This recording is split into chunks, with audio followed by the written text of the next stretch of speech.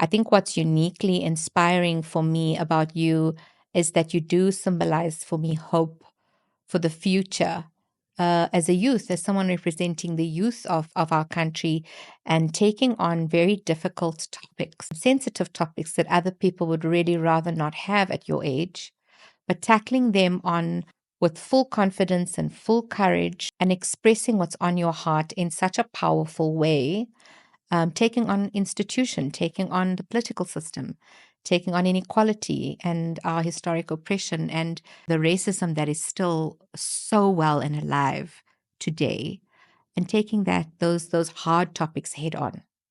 I firstly want to ask is how did you come to this place of knowing with certainty at such a young age, being somebody who's wearing a white skin, dare I say it, that wanted to create this revolution through your work? Well, I grew up in a town where freedom of thought and expression was usually discouraged. I grew up in a conservative town that, you know, Christian values were the norm, and if you dared step outside of that, you'd be crucified. So I grew up in the NG Church in my house. My dad still belongs to the church, and my mom as well. But I left religion at around the age of 14. Okay. I felt the need to question all forms of authority and structure, especially organized religion. I don't discourage the idea of there being something that initiated all of this, A creator. the creator, the cause of it. I think some people would call it Jesus or Allah or something. I think that to me is arrogant, putting a name on it. So I'm open to the idea, but once again, I feel it'd be stupid of me and arrogant to assume a name, because that's what I'm all about. I'm about logic, reasoning, and empathy. That's what my foundations are, as a humanist, which is what I identify as for the last, ever since I was 14. So That is absolutely even more profound than what I was expecting. And it's amazing that you say that. And I think it's the reason why I resonate so much with you, because that's my belief system also. I maintain that so much of the structures of the world and the institutions that have been intentionally created to divide humanity, to organize and control humanity, have created through religion systems of this kind of control. And again, it doesn't mean that I don't necessarily believe there's a creator or powerful forces and beings. But the reality is that the name we choose to identify or associate with that creator is a very subjective thing. And based on which continent you're born on and which family you're born into, that changes. It doesn't alter the shape of your relationship with your creator.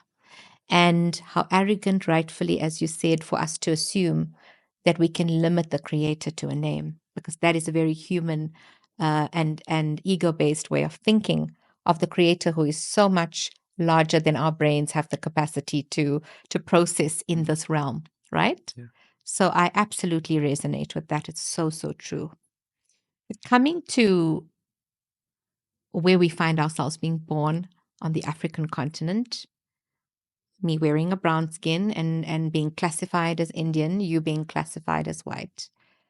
One of the things that I found fascinating was how much the TikTok family rejected your statement when you said, I am an African. Yeah. And they found that quite abhorrent, and you were grossly attacked for that. And if I was traveling abroad and somebody asked me where I was from, I would definitely, spontaneously react as African and say possibly of Indian descent, to kind of explain why it is that I'm wearing this brown skin. Again, we fall into the system of boxing us into a label that we need to assign ourselves to as humanity.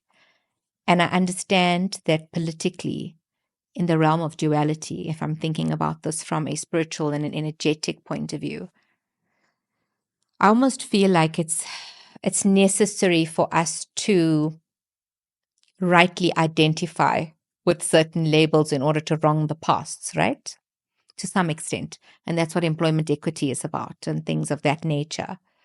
But from a humanity perspective and from a perspective of being a more conscious human being, I'm not sure how helpful that narrative is because it only seeks to further divide. So I'm always going to ask the question, should we not be rising above the labels if we want to evolve in the name of humanity, if we want to truly overcome, you know, oppression is caused, if we want to overcome all of those things, how do we do that in a way where we're starting to recognize that we're actually all human and that we don't need to subscribe to race as much. But in doing that, do we overcome the inequalities of the past? And that's a very controversial question.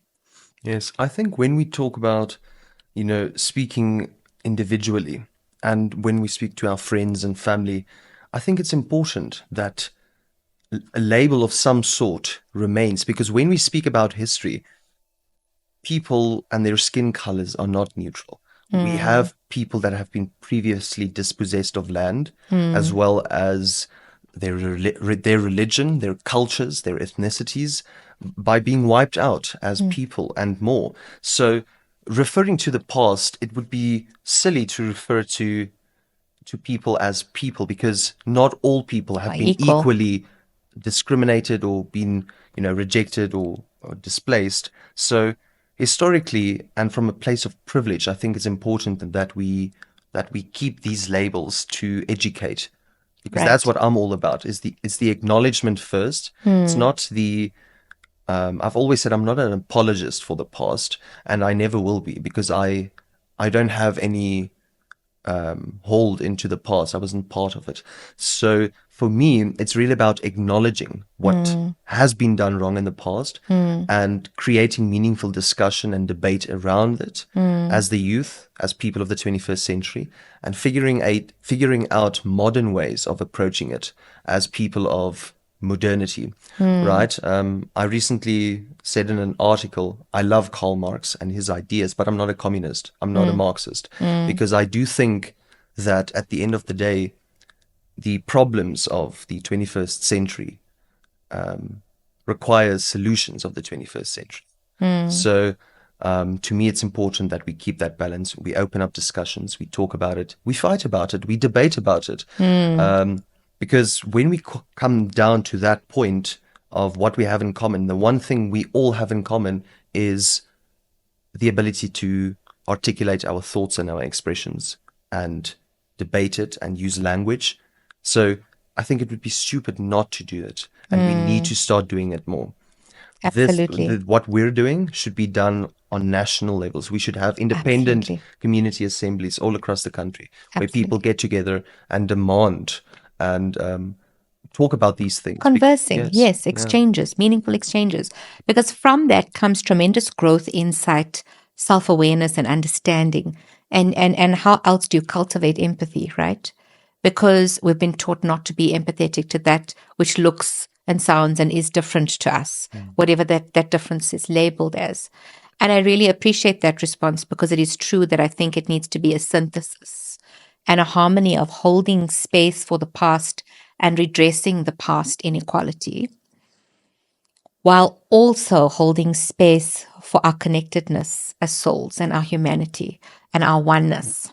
And there's a fine balance between the two because at this point in time, we can't even begin to acknowledge our oneness if we haven't addressed the wrongs of the past, because the wrongs of the past are so fundamentally damaging to our existence and survival in this present moment. So many people are economically disadvantaged. And when you're in a place of suffering, an extreme poverty, an extreme crisis in your life, you cannot get and elevate to that space of going, let me figure out who I am as a soul. You're in survival mode. And I think that oppression and colonialism has done a masterful job of keeping the disadvantaged really focused on their suffering, really focused at that level of their existence. Desperate energy. Correct. Desperate energy, because that is also a means and a form of control, right? If I keep you in that desperate state of survival, then you can't really take on the powers that be. Yes. And I think most people today, we fight about populist notions about which skin color deserves to have this right or where we should live, when in fact, in 2025, poor people of all colors have much more in common than the rich, corrupt people at the top do. And that Exactly. is what they don't want you to realize. Because Exactly. once the people as a nation stand together and, demand a more equal and equitable future, everything changes. How do you change a broken system? You don't necessarily give it a paint job. You have to do it from the bottom up. You have to do something entirely new, and that's why it's important to you know. I've always talked about burning the system down because it needs to be rebuilt. You can't have a broken system just wear a new jacket. Absolutely.